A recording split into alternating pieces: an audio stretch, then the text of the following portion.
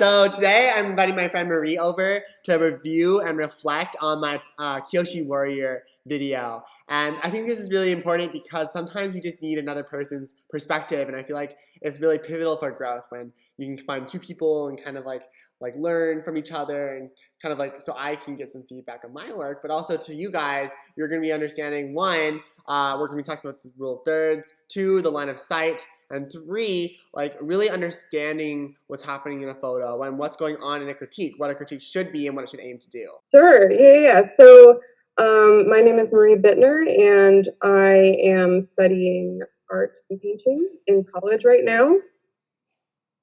This is that it's really important as an artist to be able to analyze your own work and to understand like what's working about it, what maybe isn't working about it, and to have some sort of idea of like how an image is structured, like what goes into it that makes it interesting visually, and that's really important to be able to make changes to your work if you want to, or to just sort of like have a better grasp moving forward of how you want to make art and the types of art you want to make. So one of the most sort of striking things about this picture that you've made is composition, because it's so strongly weighted towards a diagonal composition.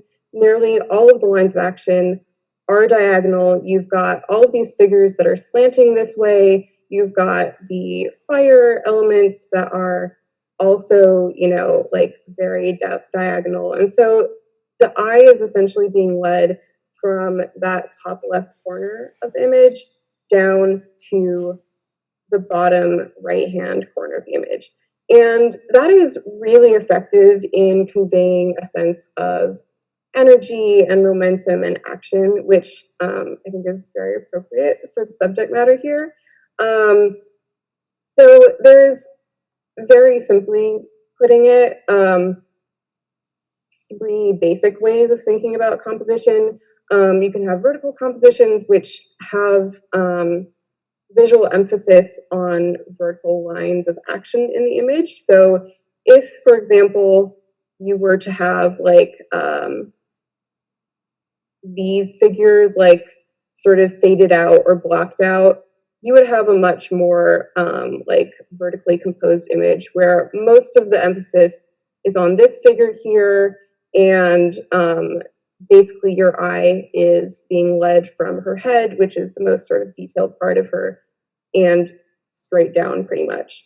So that would be an example of a vertical composition. Usually the point of using something like that would be to suggest power or strength. Like you can think of things like skyscrapers and towers that sort of have that like impressiveness. And so that's usually what that sort of composition suggests.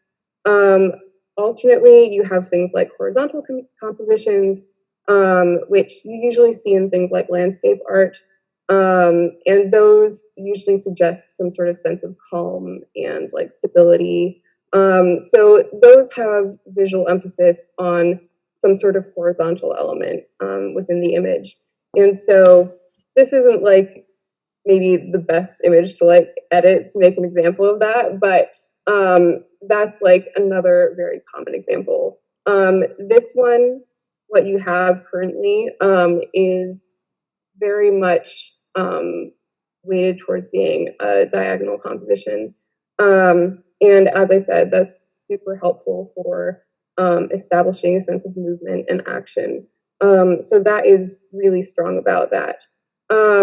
And so one of the ways that you can sort of start looking at analyzing what kind of composition you have going on, and you don't necessarily need to categorize it when you're looking at this yourself, but you want to think about how the image is balanced and where your eye is naturally drawn to and how your eye moves around the image. And so for me, when I look at this straight away, the thing that I'm immediately drawn to is this upper left area, starting with your head. as humans, we're generally sort of attracted to looking at faces and heads. So that's something that stands out. And then since all of these lines are moving from top left to bottom right in that diagonal, your eye is essentially led down. And the very same thing with this figure as well. It's consistently led down and across. One of the interesting things compositionally, which like kind of threw me off initially, I'm not entirely sure how I feel about it, but like it's something interesting to look at, is that you have this intersecting, interrupting opposite diagonal that's happening in the image, which is starting here with this figure on the very right, because you have an area of visual emphasis in that face. Again, we're drawn to faces, and this is very detailed and sort of set apart from the rest of her costume.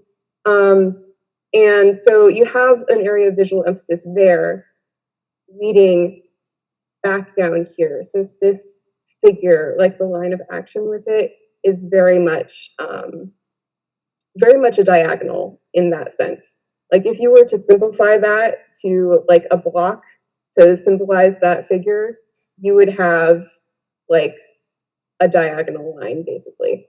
So it's interesting that when your eye is usually being led across the image from this direction down, you then have this figure where you have this other area of visual emphasis that's leading you back like towards the center. And so it's sort of interrupting what basically 2/3 of the image is doing, like all in here. And so that's interesting. Again, I'm not entirely sure how I feel about it, but it's kind of unusual. Another interesting thing in terms of thinking about where your eye is drawn to in the image and where the visual emphasis is thinking about like the order of the figures, the sequence of the figures, and where they are placed in relationship to one another, because you have essentially a figure in a foreground right here, middle ground right here, and background.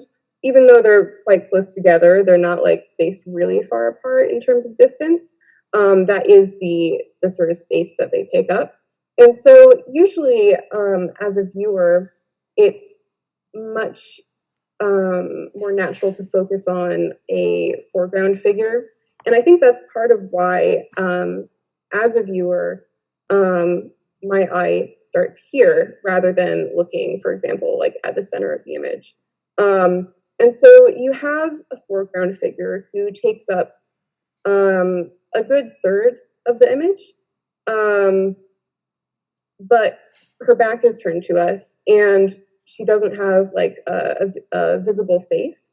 So on the one hand, your eye is sort of drawn to her, but on the other hand, since her back is turned to us and we don't have as much visual detail there, it's not necessarily something that your eye lingers on. And so the fact that your eye is drawn from her head essentially down and across other parts of the image, I think is interesting, and it helps lead you into the rest of what you have going on in the image.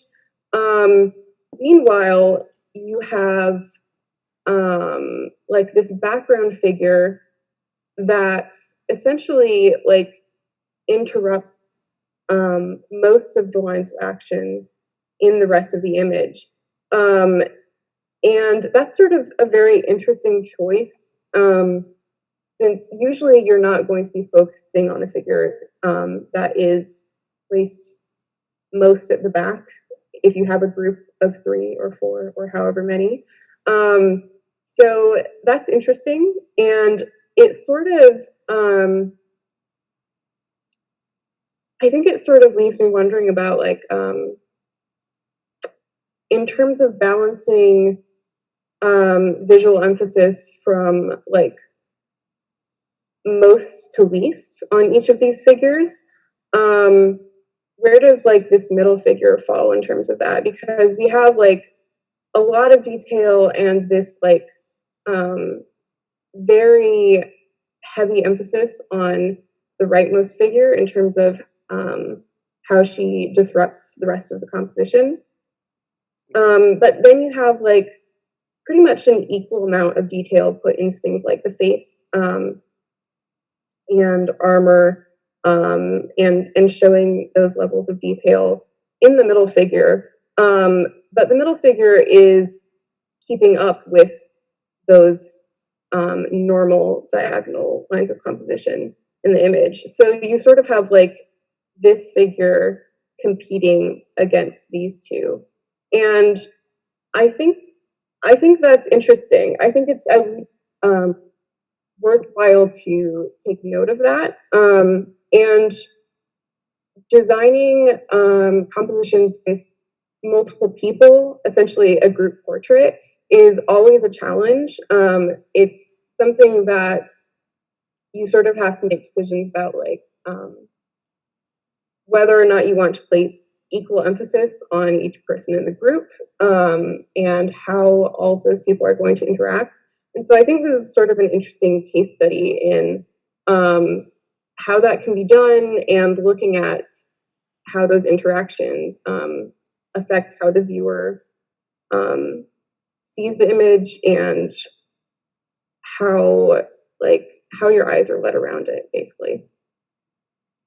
So maybe I'm seeing that you're suggesting two options, maybe, and I think so. Like one scene that I could do is I could really emphasize the interaction between the two side Kyoshi warriors, and maybe to do so, maybe I would just lower. I don't know. Would I lower the opacity of the middle one, or what are you thinking? Possibly, yeah. So I mean, there's really any number of ways that you can alter like an image, and it really depends on what you want to do with it and where you want to place emphasis. If, Sure. for example, you wanted the most emphasis to be on the rightmost figure, you could sort of have like a fade from um, light to dark, that um, sort of starts to place like visual emphasis only on that person. I'm not sure, like, again, I don't think there's any one wrong or right way to do it. And I think it's kind of limiting to only think about it in those terms. Um, but like that's an option. Another thing that I was thinking about is um, there's also a form of composition that we sort of think of as an X shape, which essentially has diagonal lines leading in both directions. And that's not uncommon either in art. None of these things also are rules, essentially. They're just sort of ways of looking at and understanding art. And so, what you could do um, is, since you have like this heavy area of emphasis right here with the black hair, that sort of creates like almost an arrow saying like here we're moving right back into the image. You could have some sort of um, something that takes up like visual weight here in the other corner or something like that. It's again not necessarily a firm um, fix or solution or change. And whether or not you think there should be any sort of change is also super subjective. But it's, again, just another way of looking at and interpreting One thing what that you I'm have. noticing is that in this, like on the third Kyoshi warrior to the right, Uh that huh. her eyes aren't looking at the other one. So That's maybe true. maybe that's off-putting, and maybe that would be a good change to change the way that the direction that the eyes are looking. Or maybe, I mean, even if I wanted to align the Kyoshi warriors, I could just change the way she's looking. I could make her look to the right as well. Maybe so. I mean, that might be something that you want to play with. There's something that I really like about the pose of the rightmost figure. And actually, something interesting about the line of sight and sort of the order of the figures is that it does look like they're sort of looking at each other, or at least looking in a direction that mimics that diagonal line of action I was talking about, which which I think is interesting and like useful probably. And also like the degree to which you're showing the faces, where you've got a mostly obscured face here, a profile here, and a fully seeing her face on the rightmost side, is also like a transition that suggests we should be looking at this image from left to right. And so I don't think that's a bad thing either. I think probably the most what's making this rightmost figure most diagonal in this direction probably is the hair. And so, like, if we were to look at this differently and say she's got hair like going in this direction, you know, like, I don't know whether I like that better, but it definitely like does change something um about like the direction of the image, I think. Yeah, for sure. I think that's really insightful, Marie.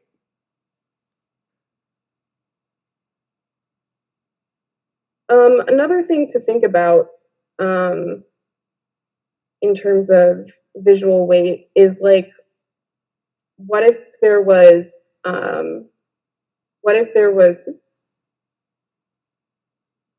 what if there was something like down here, and how would that affect sort of like the balance of the image?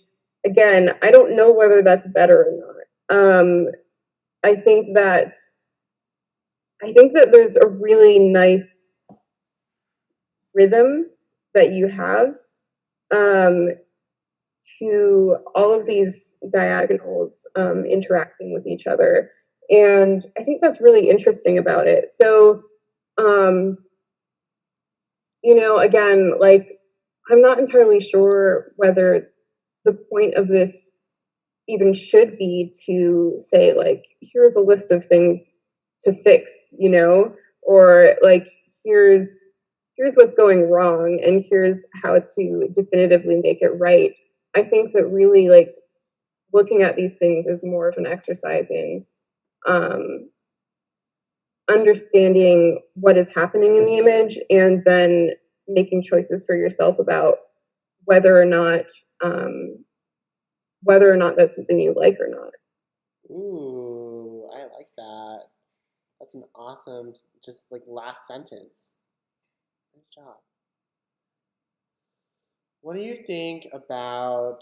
I'm just noticing that for the one on the right, that I actually didn't add the turquoise bottoms underneath the green. So it should go green, turquoise, green, and I'm just noticing that is missing. Um, Right. and I'm actually thinking that maybe to emphasize the line of sight and kind of emphasize what's happening.